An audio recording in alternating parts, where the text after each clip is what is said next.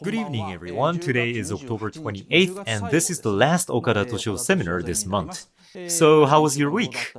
So, we had a preview of Princess Mononoke last week. Did everyone watch Princess Mononoke? So this week I'm gonna talk with the assumption that everybody has watched it. So I really hope you have. Well, it's kind of late to say, but I watched it? Oh, thank you very much. That's good, that's good. So today is going to be the second half of the talk about Princess Mononoke, and we will discuss more about the actual story. Let me just go over what's gonna happen tonight very briefly. In the first half, we will talk about who Lady Eboshi truly is, then Iron Town and Great Cultural Revolution. Lastly, we will talk about the secret of Moro, a Japanese wolf. In the upcoming limited broadcast, I will talk about the relationship between Godzilla and Seven Samurai, the battle against Disney, a story about voice actors and the theme song, Mystery of Jigo, what the forest spirit really is, what it means for Hayao Miyazaki to make movies, and original sins and expulsion from paradise. I'm guessing what I will talk about in the second half will give more pressure on your brain. I will talk about the stories of the anime in the first half, while the second half will cover more inside stories, and at last I will put everything together and discuss what this anime really was, which will allow us to approach the true nature of this work.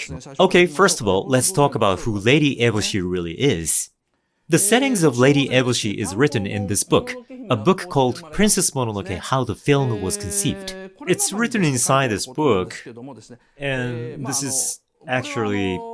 the book is like a summary of the documentary show of the same title produced by Nihon TV. The documentary is also on DVD.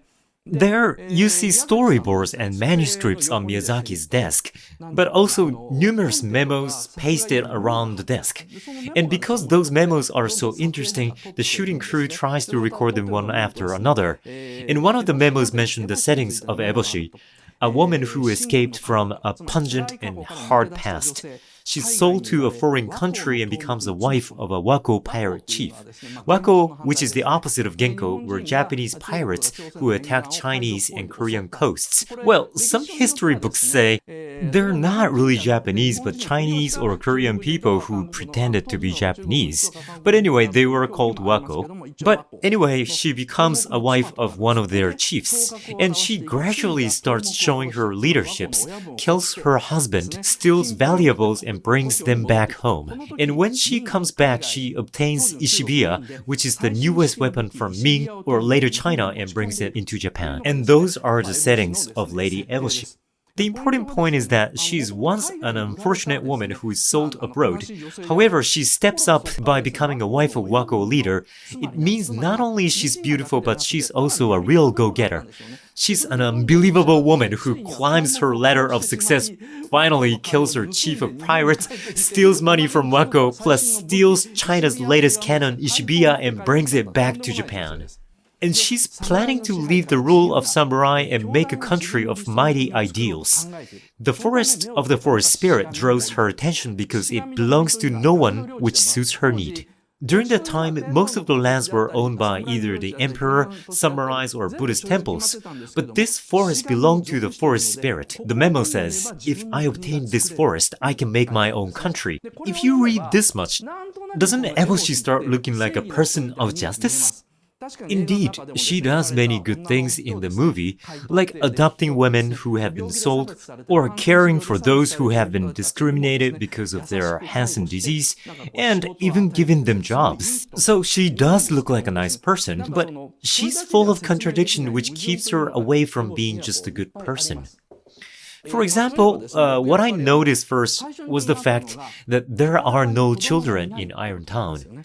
Do you remember how in Miyazaki's films, there are many villages such as the Valley of the Wind in Nausicaa or the Slug Valley in Castle in the Sky? There you can always see kids running around outside. However, there is no kid running around in Iron Town. Not only that, there is not a single baby held by their mothers. About this, Miyazaki himself explained in the pamphlet of Princess Mononoke. Oh, I just didn't have time to draw them. But speaking of not having time, he must have been a lot busier when he was making Castle in the Sky or Nausicaa.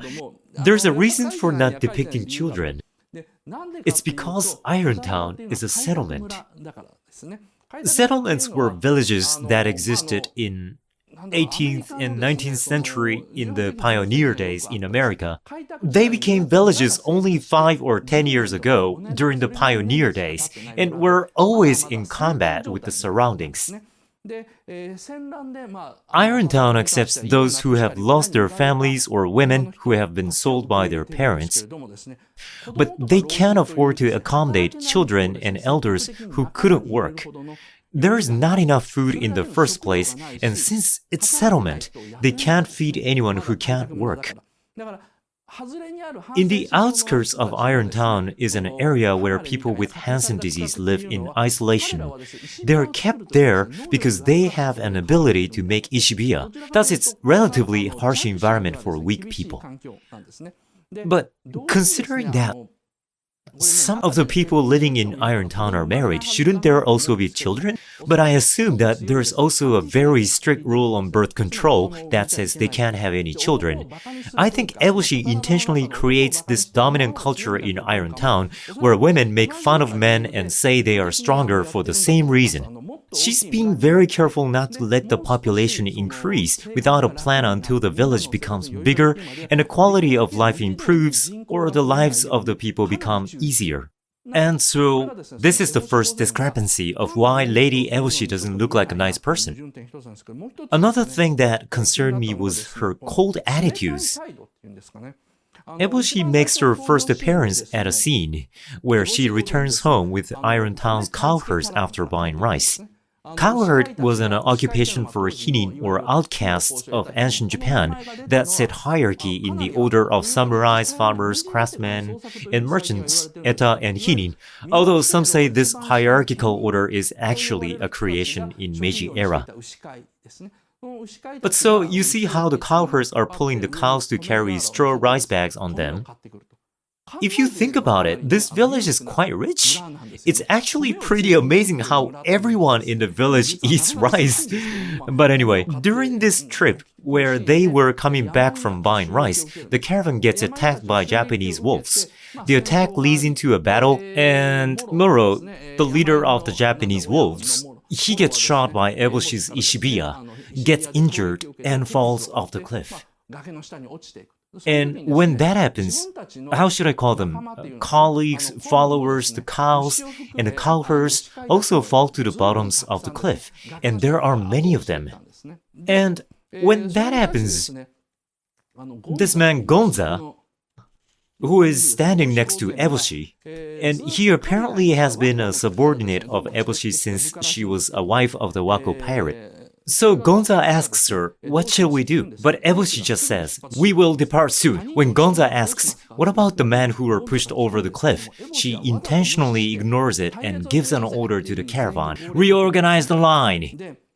But some of those who fell off are still alive, or at least there is a chance. This indicates the severe fact that Irontown cannot afford to take care of those who may survive, but may become handicapped and lose abilities to work. That's why Eboshi leaves them to die without hesitation. On the other hand, Eboshi is extremely careful not to let anyone realize that she is actually a cold, hard-headed person. That's why when Kuroku, one of the cowherds who fell off the cliff, was saved by Ashitaka and brought back to the village, Eboshi overreacted and said, "Kuroku, I'm happy you're back and I apologize," as if to say she remembers the name of all ox drivers. But even though she seems apologetic in this scene, she will probably abandon him without any hesitation if they encounter the same situation. On top of that, during the climax scene where they hunt the forest spirit, she attracts the wild boars to a location where she hides bombs underground to kill them at once. As you can see the huge explosion here. This is Gonza and Eboshi who are looking down at the scene of bombing. See how we can't see their eyes? And this is their tactic to bond the wild boars by attracting them to a mined field. When they do that, they deploy their, their subordinates, like the cowherds near there. As they bombed the boars who charged toward the minefield, those people also received the explosion, and the huge dead bodies of the boars fall on top of them, which pretty much kill all of them.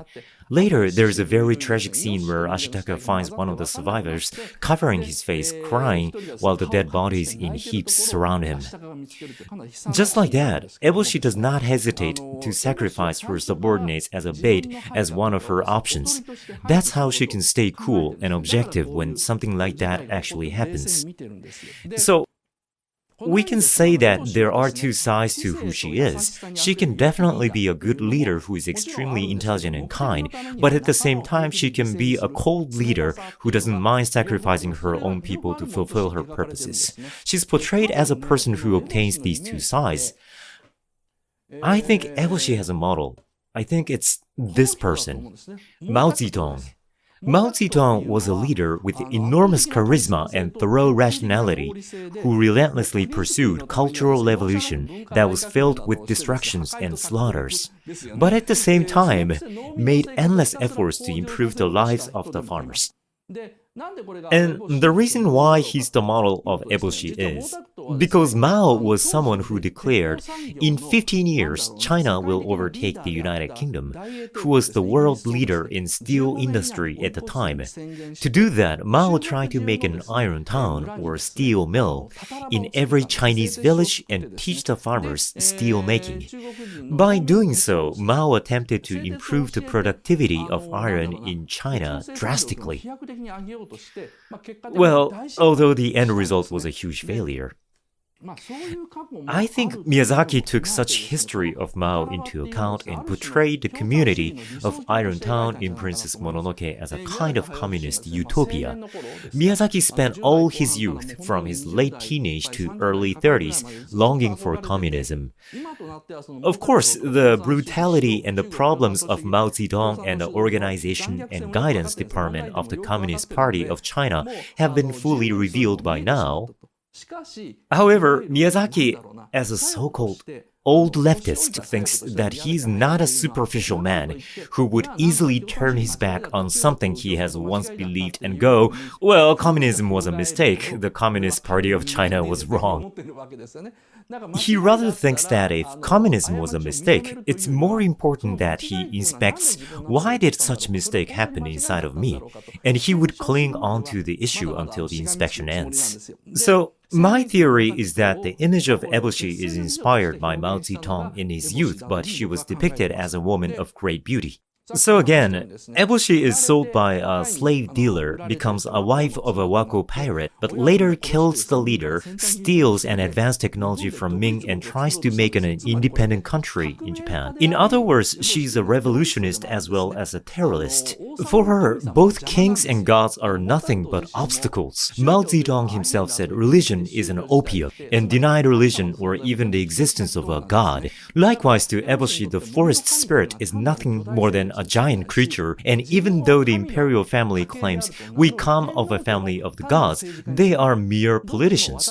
I believe Eboshi thinks we need neither for my ideal country. In my country, everyone is equal, and our lives will be put together rationally. Not only that, she's armed with a thoroughly logical mind. I'm not gonna deal with such superstitious nonsense. She's also literally armed, so she's a real terrorist. And I see this theory time to time on the internet. I also question, isn't Eboshi and Sun mother and daughter? Well, people who write something similar on the internet all say, although there's no evidence, and I don't have any proof either. Because Miyazaki himself has never mentioned any of that. In fact, I thought maybe Suzuki-san has said something carelessly since he's chit-chatty. So I looked up most of his remarks, but I couldn't find a single word of evidence. However, although there's no evidence, there are things that are unnatural. If you see the settings of Sun's upbringing, it only says she was abandoned as a scapegoat by a human who has offended the forest. That's all there is for the official setting. As I said a little while ago, even a side character like Eboshi has a setting like she's sold to a foreign country and so on, or Jigo and so many other characters have tons of settings, but somehow Sun is the only one who has just one line description about who she is. It's too insufficient and unnatural. Moreover, there are many recollection scenes during the movie, but there is none that depicts Sun as a baby. So I can't help but to think that there must be a reason that only Sun has such brief setting. And if Sun is Eboshi's daughter, if Princess Mononoke was her daughter, then many things can be explained. For example, if Eboshi has a child with the Wako pirate, she must not love the child very much, considering the fact that she becomes his wife and eventually kills him. Well, you might say, no, she's a woman, she must love her own child, but no, Eboshi's not a regular woman. She's a female version of Mao Zedong. If we see her as Mao Zedong, we can also think that she feels a bit differently than other ordinary women. And of course, there is no child in Irontown. As I said before, I think this is because of the strict birth control. If Eboshi made all villagers know that their leader abandoned or lost her own precious child, it's easier for me to understand and everything makes sense clearly why everyone in the village is convinced by the rule that they can't make a child. It also gets easier to understand that Moro, the foster parent, and Eboshi, the true parent, hate each other so strongly if we think Eboshi and Sun are a mother-daughter relationship. I mean, in the first half, Moro is shot and injured by Eboshi, but until then, there should be no reason for Moro to have a strong personal grudge against Eboshi. However, both of them have that much grudge against each other by name. Moro is saying that the fight is not over until I bite Eboshi to death. So no matter how you look at it, it's a personal grudge against Eboshi. As for Eboshi, it appears as a precise symbol of her own guilt that a Japanese wolf called Moro is raising her own child that she abandoned. Every time she sees her daughter, who was raised by a Japanese dog, no matter how much she thought that Sun is no longer her child, she can't help feeling guilty. I've always wondered if the red pattern on Sun's face in a tattoo, who put it in for what purpose? One interpretation is to think when Sun grew up, she put it in by herself as a sign of determination that she was no longer a human being, so would never shed tears again. I also kind of think, actually, it may have been put in by whoever abandoned her to indicate that she was no longer a human. Anyway, the emotions between Moro and Eboshi can be explained well. What should I say? If we focus on the mother and daughter relationship between Sun and Eboshi. And let me show you. In the first half of the movie, there is a scene where Lady Eboshi talks to Ashitaka on a rooftop of Irontown in a nice atmosphere. Eboshi says, "Stay here, Ashitaka, and help me kill the forest spirit." So she tries to persuade him to stay and work in Irontown. Then she continues, "If the ancient gods disappear and the light enters into the forest, this place will be a rich land and Princess Mononoke will become human again." In other words, Eboshi thinks Sun or Princess Mononoke hates Eboshi because Moro taught her to hate her. That's why she's actually thinking, if I kill Moro and wipe out all the wolves, Sun will come back to human world. And in the following scene where Sun comes into Irontown alone to assassinate Eboshi, she in fact does not fight Sun seriously. Although Eboshi is clearly superior to Sun in martial arts and sword fight, she does not try to finish Sun, but instead she makes her subordinates surround her with spears to block her way out. She fights like a cat bullying a mouse without killing it. The reason for this is because Eboshi is waiting for Sun to run out of energy and fall down so she can catch her alive. But on the surface, she gives Sun "I'm going to kill you" look when she fights. She's actually a lot stronger than Sun, but she doesn't deal with her seriously. And Moro, a Japanese wolf, hates Eboshi deeply, but even she seems to want Sun to return to the human world. This is a scene where Moro and Sun part. And when Sun leaves Moro saying, "I'm going to be the eyes for Okoto," she hugs Moro and acts like a child in front of her mom for the first time. Then Moro opens her eyes with long eyelashes and looks at her. The scene makes us realize, oh, she was a sexy wolf. It's also a scene where Jigo and Eboshi finally begin hunting the forest spirit, and Sun makes the final farewell to her mother and follow Okoto. They both know that they will never see each other again. Here, Moro says, "You have a way to live with that young man." Well, the real voice is a little bit more high-pitched. But when Ashitaka says earlier, "I will live with Sun, she's a human," Moro mocks Ashitaka insanely and says, like this, "How will you live with her?" In other words, Moro is someone who doesn't speak her mind. It's been consistent through the movie that she almost never says what's in her mind. When she's reunited with Okoto, the god of the wild boars, who was her lover before, she only says, "Okoto, finally a boar who will listen to reason." Or, "You can't even speak, can you?" As you can see, she never says what's truly in her mind. This is one incident that you can see in this video where a singer, Akihiro Miwa, voiced Moro, and you can see this in the video. At first, Miwa was acting normally without realizing the complex emotion Moro had toward Okoto. But when he said, "Okoto, finally a boar who will listen to reason," Miyazaki, who heard it, couldn't hold his patience, so he dashed out of the adjustment booth, ran up to Miwa and said, and then he said, "You see, Moro was actually in a relationship with Okoto." Miwa heard it and said, "What? A wolf and a wild boar?" Then Miyazaki said, "Yes, the wolf and the wild boar were in a relationship."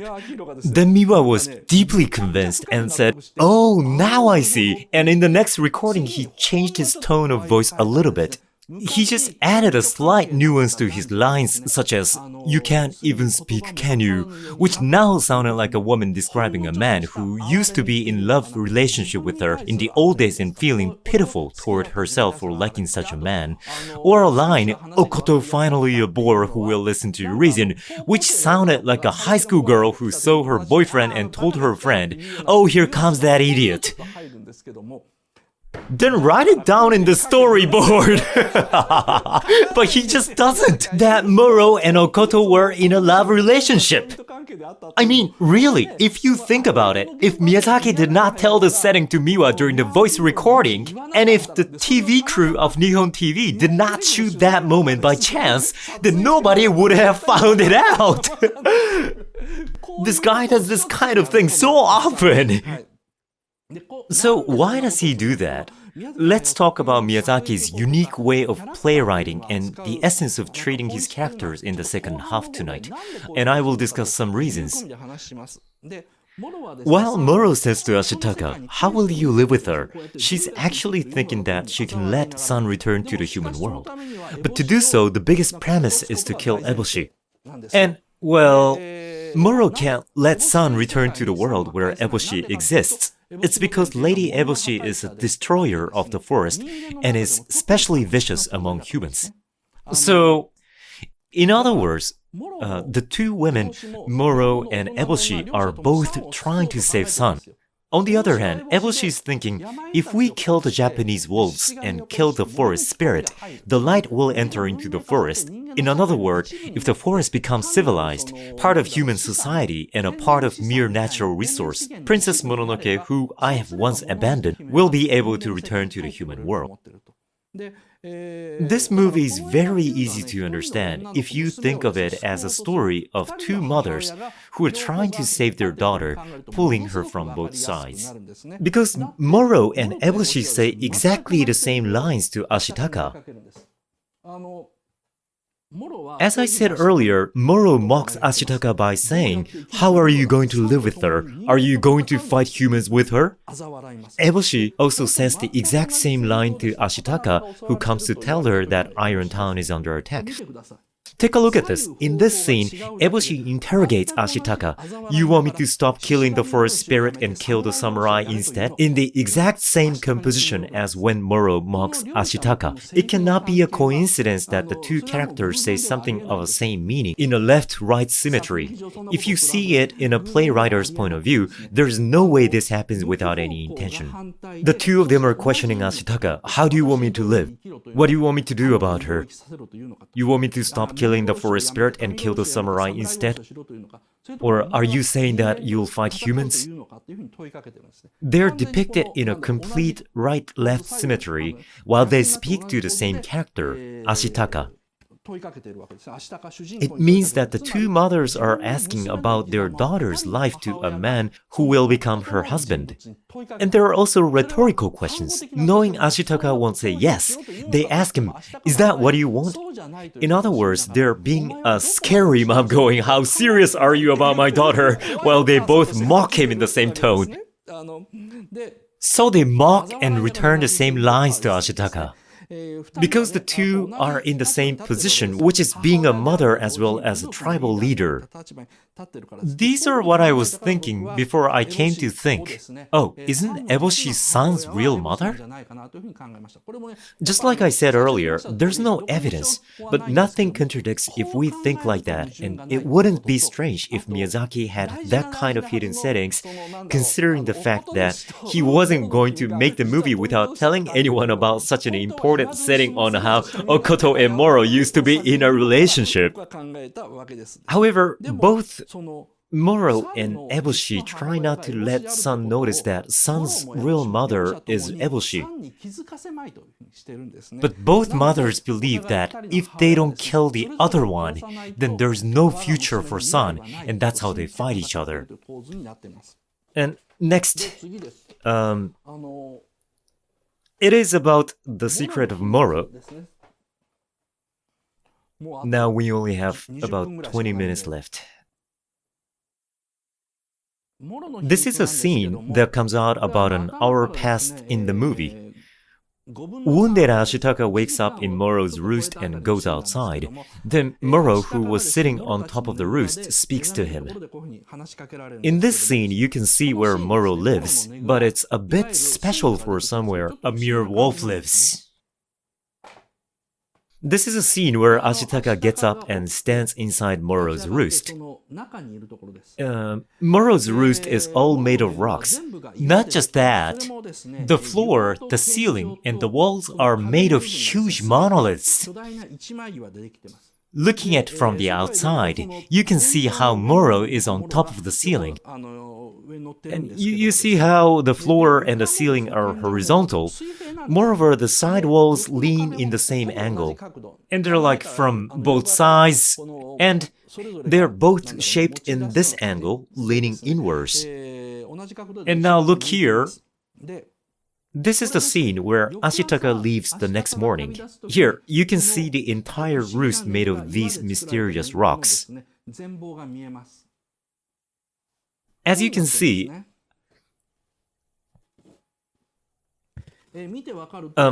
perfect horizontal monolith is on the top. The rocks on the both sides support it, and the floor part sticks out. And if you see the last panel I showed you, this is a view from the side. It's sticking out to form a terrace. I think I saw one with the exact same shape as this somewhere. The answer is in Osaka. It's in Katano City in Osaka, inside a shrine called Iwafune Shrine, and it's called Amano Iwato. And it pretty much has the same structure. I don't mean to say Sun and others lived in Osaka. What I mean is that this is the ruin of a megalithic civilization. As I mentioned last week, the village Ashitaka lived in originally also had giant rock worship. It's a type of religion which even Aomori has only a few remaining ruins of. That's where Ashitaka departed from. In considering that Jomon people enshrined such a huge rock as a sacred body, there's a connection. In other words, Ashitaka's village is the descendant of such megalithic civilization. In comparison, there's no explanation about Moro's roost in the movie. But you know for sure that it is not created by nature if you look at a cave with such horizontal floor and ceiling, or the rocks of the same exact size supporting both sides of a horizontal roof on the top. If you think normally, this must be a temple of a megalithic civilization or an Iwakura, a seat of God. This is an Amano Iwato in Iwafune Shrine in Katano City, Osaka. The structure of Stonehenge in the UK is pretty much the same as this. The builders tried to create a seat of gods by placing rocks horizontally or other rocks that stood vertically at the same angle. This is a feature of megalithic civilization. In other words, Moro's roost is actually an ancient temple. And, well, what should I say? During the age of ancient megalithic civilization, true gods lived in Japan. A family of Moro and other beings were revered by ancient people because they were huge beasts and were able to speak the human language. Therefore, they were true gods. That's why people made a temple and enshrined them there. However, to Moro's temple, to his temple, now no one visits and worships. This is what the forest is dying truly means. So, nevertheless, Moro still lives here. The reason is because Moro is the god of dogs. Dogs are the oldest and most faithful friends of mankind. And because he's the god of dogs, he stays in a temple where no one ever visits anymore, still waiting for someone to come back. When I found this out, I was like, oh my god! And seriously, I almost bursted in tears while watching the Friday Roadshow. There's no way Moro hates people because he continues to live in a temple that people have forgotten about. That's why she raises baby Sun. She raises an abandoned human baby as her daughter, so she rather likes humans. She just hates human acts. She just can't forgive Eboshi for abandoning Sun. So it's not like Moro hates humans. However, ordinary commentary books or even Ghibli's official books say Moro hates humans. So please don't trust the lines in Princess Mononoke. You should just trust the images. It's easier to understand if you trust the images rather than the lines. The reason why the forest dies is because no one comes to the place which is once called a shrine in praise there. Because no one believes in gods of forest anymore, and now they see forest as mere natural resource. Those gods of forest gradually become smaller. Moro is 300 years old and Okoto is 500 years old, so the times when they were born are the times when rice farming and iron were introduced to Japan from China, and people stopped believing in such stories that there are gods in the forest. So perhaps neither Okoto nor Moro know accurately about the times when people were worshipping them as gods. I guess they have been told from their families what it was like in the past. So the wild boar gods, including Okoto, can no longer trust humans and decide to make it to Aomori, where the megalithic civilization that still worships the forest gods barely remain. On the other hand, Moro says on the surface, humans will never worship us again, and 50% of him actually believes in his own words, but he still lives in the megalithic shrine that human once made for him. To me, this is such a touchy story. Now, the megalithic civilization that believes in the gods of the forest only remains at the very end of Aomori. That's why Okoto and other wild boars have moved from Kyushu region, which is called Chinza in the movie. By the way, Okayama Prefecture is said to be the stage for Princess Mononoke. Miyazaki went to sketch Okayama and said, let's make this place the stage of the movie. This backs up the theory that the movie was staged in Okayama. I support this theory too. It's because if the story was based in somewhere east of Kyoto, it'll mean that the horde of wild boars would have cut through Kyoto, but that would be impossible. The mission that Jigo receives from the emperor is, of course, to bring back the head of the forest spirit, which is believed to hold the power of immortality. But more than that, there could be an order to stop the hordes of wild boar gods in Okayama, where the front line is, before they rush into Kyoto. When I think like that way, everything makes sense. sense. Because if a crowd of huge wild boars has crossed Kyoto, the imperial family would have been completely crushed since their authority has fallen entirely during the Muromachi period, as Miyazaki explained. During that time, they made living by selling their own autographs. Well, so I think this is the large flow of the plot in Princess Mononoke. Rather than paying attention to Moro's line that says, like, I can't forgive human beings, we should look at the part that Moro saves a human baby who she has no connection to, or can just bite her to death and raises her with care. Or on top of that, she wants to return her beloved son to the human world one day and has a high hope that Ashitaka can be a help for that purpose. When Ashitaka is sleeping in the roost, suffering from the wounds, Moro is on top of the roof the whole time. When Ashitaka wakes up, Moro says to him, I was hoping you'd cry out in your sleep. Then I would have bitten your head off to silence you. What this means is that Ashitaka's right arm is cursed, but Moro is also dying from the iron bullet shot by Eboshi. Both are in the exact same situation. It's even more painful because they are both holding themselves back from turning into Tatari gods. If they turn their pain into grudges against each other, they could become Tatari god easily, which would ease them. However, although he's in so much pain, Ashitaka endures it desperately without turning it into a grudge. When Moro sees such a man like Ashitaka, she thinks, well, I might as well die here alone, instead of turning this pain into Tatari God. Well, she also thinks, only after I crush Eboshi's head into pieces. So, Moro must see Ashitaka conquer negative emotions and decide that he is a man who she can leave her precious daughter to. However, Miyazaki describes none of that in the movie. Instead, he makes Moro say all the scary lines so she looks like a very scary old woman. However, the real role of Moro in the movie is so important as she observes various people objectively. That's why Akihiro Miwa was so happy hearing all the stories about Moro and said, wow, that's Moro? And he was so happy, but he said, but you didn't write that in the script. And Miyazaki was like, no, I didn't. And he sounded so happy. You can see all that in the documentary. Well, the first half ends around here, and in the second half, finally, I want to get to the heart of the story. Okay, time for the questionnaire. I think Princess Mononoke is deeper than everyone thinks. But, well, for those who are watching it without analyzing, it's totally normal that you don't understand its depth. People who only watch TV only follow spoken lines, but in this anime, no one, including Ashitaka, Sun, Eboshi, Moro, obviously, and even Jigo speaks their mind, which makes the movie's structure so complex.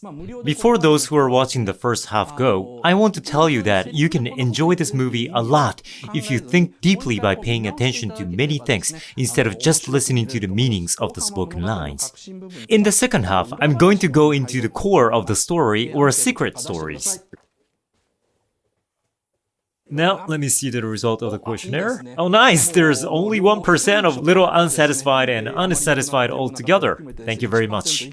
So, coming up next is a limited broadcast. The resume is longer for the second half, so I'm guessing that it's gonna be tougher, but I'm going to go over Godzilla and Seven Samurai. Next week, I will finally feature Porco Rosso. Porco Rosso is also not such a simple movie. You know the famous catchphrase, this is what's cool. Now the actual story has nothing to do with that. About Porco Rosso, I'm going to talk about what was Italy like back then, what kind of country Italy is in the first place, and what's airplane. Porco Rosso is such a well-made airplane movie, but if you don't start from discussing how airplanes fly in the first place, then you won't be able to appreciate the real joy of watching this movie. This kind of story can be troublesome, and I know it can be painful for you to listen to me talk for so long. But to enjoy something properly, you should study a little, and I will try my best to entertain you, so please keep up with me. Now, please switch to the limited broadcast. Thank you for watching until the end. I am the most famous Otaku King in Japan, Otaking Toshio Okada. I started planning to talk overseas about animations and movies popular in Japan in English. Before long, I'm planning to add English subtitles to movie talking in Japanese, so please look forward to it. If you ask a question in this comment field of this video, maybe I will talk about comments as a theme. We welcome the people who are interested in the forefront of Japanese otaku culture, and those who want to hear stories of interesting animations and movies. So please subscribe our channel. If there is good relation, I will get better and I will do my best. Thanks.